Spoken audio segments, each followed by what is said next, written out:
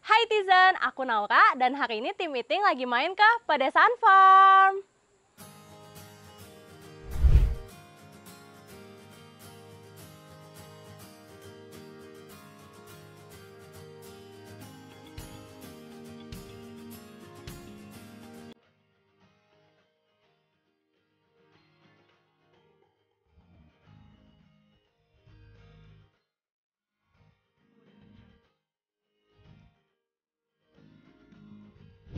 Oke, halo semuanya.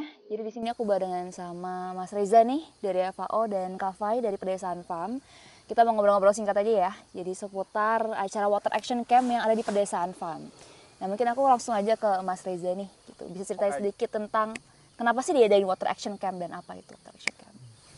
Sebenarnya ini jadi satu bagian dari perayaan Hari Pangan Sedunia ya, khususnya untuk tahun 2023 ini. Jadi FAO, khususnya FAO Indonesia gitu, kita selalu punya misi untuk reach anak muda lebih banyak lagi gitu. Nah terus udah gitu konsep ini sebenarnya cukup dadakan gitu ya. Jadi kita sempat dalam tanda kutip pitching gitu ya ke teman-teman di FAO di Rome gitu, bahwa kita punya ide seperti ini. Terus akhirnya dibuatlah konsep silaturahmi ini gitu. Berarti acara ini fokusnya tadi ya untuk anak muda juga ya. Ya, Dan awalnya dari Hari Pangan Sedunia berarti ya, merayakan Hari Pangan Sedunia. Terus berarti isu yang dibawakan ini temanya apa nih Kak tahun Nah ini? tahun ini sebenarnya kalau dari tema besar yang dikonsepkan sama FAO gitu secara global itu kan tagline-nya water is food, water is life. Water is Life Water life, is water is Food. food. Ya, balik-balik mulu. Jadi sebenarnya ingin mengedepankan kalau water yang biasa kita take it for granted itu adalah satu hal yang memang sangat penting gitu ya. Kalau di konteks Indonesia kan kita ada dua hal yang sebenarnya kontekstual dan selalu diingetin gitu ya, tanah dan air. Ya. Tanah kita udah pernah ngobrolin.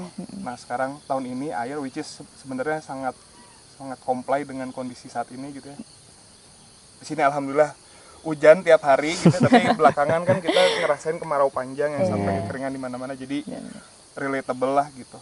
Dan kita pick Pedesaan Farm nih. Nah, kita masuk sekarang ke Kafai. Nah, Kafai mungkin bisa ceritain sedikit nih gitu ya. Jadi kan kita juga dalam membawa narasi ini gitu ya, kita ingin align juga dong, kita pilih tempat gitu ya untuk ngadain Water Action Camp di tempat yang memang juga prakteknya berkelanjutan gitu ya, gitu, align dengan misinya. Nah, bisa ceritain Kak tentang Pedesaan Farm, gimana sih awalnya terbentuk? Gitu? Awalnya sebenarnya kita tahun 2020 sih waktu itu, karena lagi pandemi kan.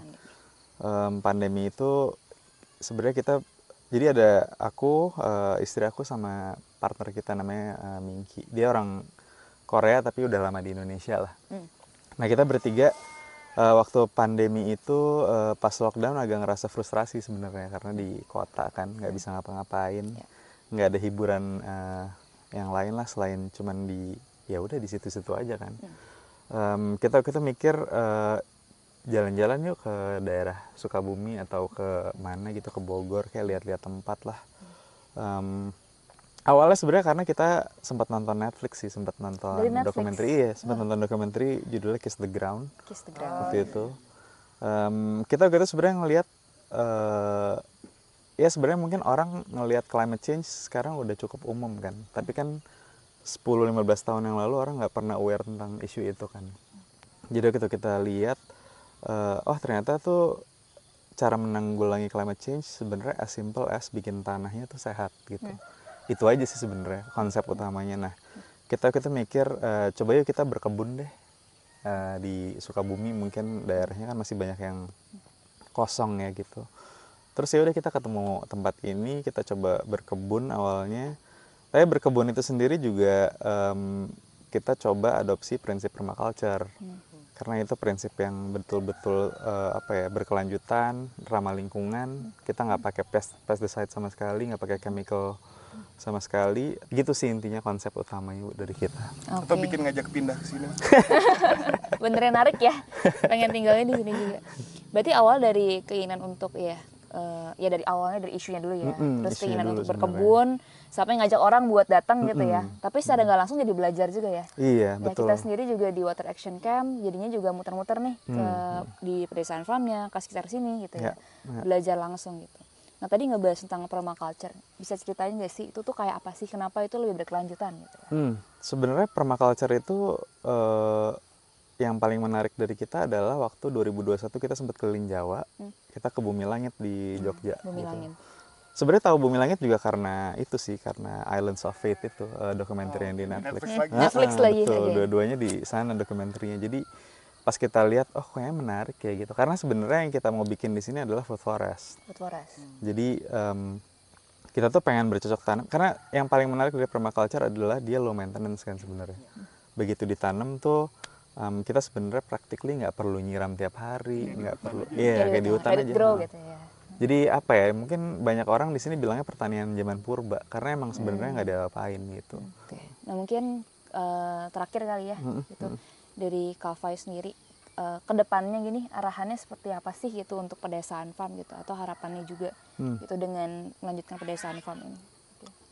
Kalau misalnya ngomongin pedesaan farm, bagaimanapun ini adalah bisnis ya. Bisnis. Karena sebetulnya di permaculture itu kita nggak boleh menyatukan bisnis dengan prakteknya itu sendiri gitu. Tapi buat kita kita berusaha apa ya, mengawinkan dua-duanya supaya dapatlah orang kesini bisa belajar tapi bisa menikmati alamnya juga gitu. Tapi mungkin kalau misalnya visi jangka panjangnya kita pengennya ini jadi food forest sih. Jadi dalam waktu 10 sampai 15 tahun ke depan kita pengennya orang bahkan bisa ke mana-mana tuh tinggal petik dan makan aja. Gitu. Itu visi yang kita pengen jalanin lah selama 1 dekade ke depan gitu. Karena kita ngelihat tempat ini bukan cuman 5 tahun, 10 tahun, tapi mungkin pengennya seterusnya ada di sini sih. Karena kita Juga kesini kayaknya pengen seterusnya. Terusnya di sini ya. karena kita Mungkin kan mau buat juga Mas Reza.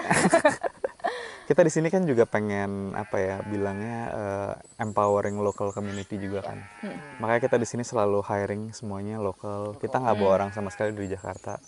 Kita berusaha nge-train semua orang lokal yang ada di sini supaya mereka juga bisa lebih empowered lah gitu. Mereka punya ilmu yang lebih tinggi lagi. Bahkan beberapa petani tetangga-tetangga kita juga mulai tertarik buat belajar permaculture gitu. Jadi Sekarang berarti belum?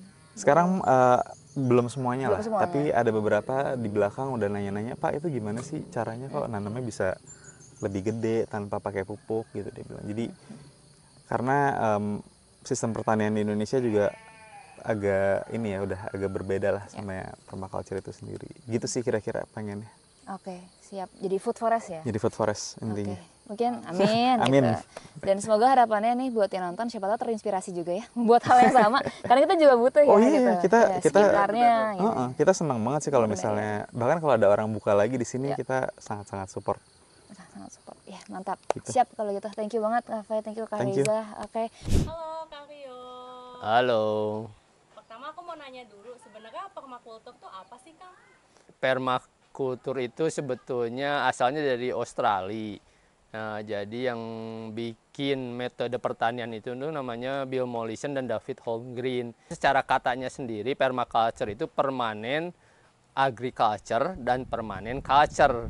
Jadi perbedaannya dengan pertanian yang biasa adalah kalau pertanian biasa itu kan setiap dia mau menanam, dia akan bikin dulu tempat menanamnya. Jadi di setting dulu, dibentuk dulu gitu ya. Kalau istilahnya kan bedengan gitu ya. Nah, kalau permaculture itu dia dari awal sudah didesain secara utuh, menyeluruh gitu kan, secara semuanya. Nah, nanti bedeng hanya dibuat 1 kali di awal saja. Gitu. Jadi dia dibuatnya 1 kali di awal, nanti kesananya hanya tinggal menanam. Dan biasanya sesudah dia menanam, kalau memang udah panen, tinggal kasih kompos aja. Jadi berbeda dengan yang konvensionalnya di situ. Kalau konvensional dia menanam, bikin bedeng, nanti panen, dibongkar, bikin bedeng lagi mau menanam kayak gitu. Bagaimana sih permaculture ini tuh bisa berkontribusi terhadap permasalahan lingkungan kita dan juga permasalahan pangan yang ada di Indonesia nih? Sudah tentu kalau yang awal pasti karena dia organik ya, dia pasti akan lebih ramah lingkungan sehingga tidak menambah pencemaran dan kerusakan pada lingkungan kayak gitu. Maksudnya permaculture ini tuh harus pakai lahan gede nih, kayak di pedesaan farm kan gede banget Ya. ya lahannya. Atau sebenarnya tuh netizen di rumah nih, penonton kita di rumah nih bisa gitu menerapkan di rumah atau di lahan kebun rumahnya sendiri masing-masing tuh bisa nggak sih? Seperti tadi dibilang kan itu seni mendesain ya sebetulnya. Jadi ketika dia seni mendesain, memang lahirnya dari kebun yang besar-besar. Nah, tapi ketika sudah berjalan beberapa puluh tahun itu memang banyak orang-orang juga yang akhirnya yang di kota mengembangkan permaculture. Jadi biasanya kalau yang di kota mengembangkan permaculture-nya dia akan menyesuaikan dengan lahan masing-masing. Dengan tetap memakai, kalau di permaculture ada namanya etika dan prinsip. Jadi etika dan prinsipnya tetap dipakai sehingga bisa diaplikasikan di lahan pekarangan yang kecil. Jadi contohnya bisa ada namanya square foot gardening gitu kan. Dia jadi pakai kotak atau pakai apapun media tanam yang kita bikin. Nah, itu dibikinnya disesuaikan dengan lahan masing-masing. Nah, tinggal nanti kalau misalnya memang sudah bisa mengerjakan satu kotak dan kita masih ada waktu atau masih ada lahan, juga bisa ditambah lagi makin besar makin besar. Oke Kang, tadi aku udah lihat itu kayak luas banget di sini ya, sampai 4 hektar katanya. Nah, aku mau nanya, emang ini tuh dari dulu udah 4 hektar kayak gini apa gimana nih? Ya itu sih yang memang cukup menarik juga ya untuk orang yang ngedesain kebun itu, karena memang awalnya itu hanya 1 hektar. Nah, jadi batasnya tuh hanya dari sana tuh yang jembatan itu. Jadi kesininya tuh belum masuk gitu. Jadi tahun 2020 kan ini tuh mulai digarapnya. Nah, 2020 hanya 1 hektar dari batas yang tadi jembatan. Nanti sampai kita kebalik sana, kita akan jalan juga ke sana nanti. Ini tadi kan sempat cerita nih tentang ini tuh tambahan baru. Yang menarik juga adalah kalau di sini batasnya tuh hanya sawah yang ini atas dengan sawah yang ini bawah. Jadi yang kebun ada cabai merah itu, cabai rawit itu nggak masuk sebagian kecil. Dengan yang di bawah sawah nanti sampai ke bawah sana itu nggak masuk. Nah, jadi kalau buat permaculture juga ketika kita pengen ramah lingkungan, pengen organik itu ada sedikit tantangan. Karena kebun yang ini dengan yang di bawah itu masih pakai kimia sintetik. Dan itu akan berpengaruh terhadap kebun kita gitu, kayak gitu. Jadi nyambung dengan waktu tadi dijelaskan di sana yang ditanyakan. Kan tentang perluasan lahan itu ya. Dari yang awal memang 1 hektar itu dari rumah di atas yang ada bendera sampai ke sini. Luasnya tuh. Jadi dulu setiap kegiatannya dari rumah ke sini biasanya dia kalau ada ini yang senang mancing pada mancing tadi kan di kolam ikan, terus nanti masak-masak makan di sana kayak gitu. Cuman memang setelah ada perluasan ke arah sana, fokusnya jadi lebih banyak di sana, daerah ini agak terbengkalai.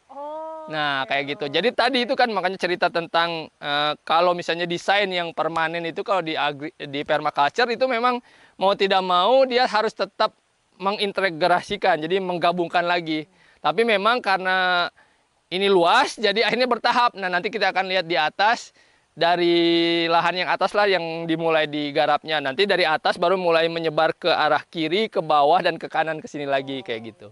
Oke, Kang Rio, kalau tadi kan aku udah nanya-nanya soal permaculture nih. Nah, sekarang mau nanya soal farm to table. Karena di sini kan juga pedesaan farm terkenal sama farm to table-nya ya. Nah, mau nanya nih, di sini tuh sebenarnya ada tanaman makanan apa aja sih? Dan kira-kira tuh makanan ulang budi pertanyaannya. Kalau di pedesaan farm ini tuh ada tanaman apa aja sih? Dan tanaman yang dipakai buat makanan di sini untuk farm to table itu tanaman apa aja nih? Jadi kalau farm to table itu kan memang berkembang ketika sudah ada kebun dan ada hasil gitu ya. Orang berpikirnya seperti itu. Kalau di permaculture sendiri itu sebetulnya kita akan selalu menanam apa yang memang dibutuhkan. Jadi selalu untuk memenuhi kebutuhan dulu. Nah, sesudah ada kebutuhan kita terpenuhi, nanti misalnya ada lebih, istilahnya jadi ada surplus, ada abundance, itu baru itu terserah yang punya lahan, itu bisa dibagikan atau misalnya dijual kayak gitu. Jadi kalau memang di sini sendiri juga ya target utamanya sudah tentu untuk makanan menu yang ada di sini. Nah, sampai sekarang itu memang kita masih bertahap dan masih proses untuk bisa betul-betul full lagi memenuhi konsep farm to table gitu ya. Karena dulu juga sebenarnya waktu awal memang sudah seperti itu, tapi dulu kita itu masih kecil. Jadi ada kaitannya tuh dengan masalah itu juga, masalah lahan. Dulu tuh jadi hanya lahan yang di atas di sana itu cuma 1 hektar, kemudian nerima tamu juga paling banyak cuma 10.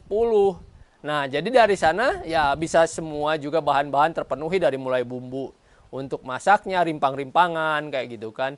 Terus nanti ke herbsnya gitu kan, terus bahkan ke bahan-bahan untuk dimasaknya gitu kan, kayak terong gitu kan. Terus untuk lalabanya, selada, ada terong bulat juga, ada lecai kayak gitu. Oke, kalau gitu aku nanya dong Kak, kalau misalkan farm to table ini tuh bisa nggak sih kita terapin di rumah nih ya, mungkin baik orang yang mungkin tinggal di daerah pedesaan maupun orang yang tinggal di kota, itu sebenarnya masih bisa nggak sih menerapkan farm to table, dan kalau bisa boleh dong bagi-bagi tipsnya Kak. Sebetulnya balik lagi sama juga sih kayak yang tadi urban farming gitu, yang farm to table pun kalau di manapun bisa saja, karena balik lagi juga kita tuh kalau yang permaculture gitu kan, menanam itu sesuai kebutuhan. Bahkan juga kalau misalnya memang ada kita suka sesuatu yang memang harus selalu ada gitu kan, ya kita bisa tanam itu kayak gitu. Nah, biasanya kalau memang di permaculture ada namanya companion tree atau tumpang sari. Nah, jadi itu sangat mempermudah sebetulnya. Jadi ada tabel buat orang-orang yang mau coba gitu kan. Dia akan misalnya suka untuk makan kemangi. Nah, nanti dia akan lihat di tabelnya ini kemangi cocoknya ditanamnya dengan apa ya, sebelahnya tumpang sarinya kayak apa kayak gitu. Nanti misalnya apakah dengan tomat atau dengan cabai kayak gitu. Nah, itu jadi semua tanamannya sudah bisa diuji cobakan langsung gitu oleh orang-orang yang memang pengen farm to table di tempatnya masing-masing kayak gitu. Oke, jadi tadi kita udah keliling pedesaan farm ya. Ini sampai keringetan, aku beneran 4 hektar tuh berasa ya. Ya. Dan emang bagus banget semuanya, mulai dari konsepnya, pemandangannya juga bagus. Mungkin Kak Rio mau nih ngajakin penonton untuk kesini. Oh aduh, ya pokoknya buat semua teman-teman yang memang tertarik untuk melihat perkembangan perjuangan lah gitu untuk menuju ramah lingkungan gitu, bisa datang ke sini ke Pedesaan Farm di Desa Cihamerang, Kabupaten Sukabumi. Terima kasih. Oke, mantap banget. Pokoknya jangan lupa ya kalian semua datang ke Pedesaan Farm. Oke, see you teman-teman. Makasih banget Kak. Sama-sama.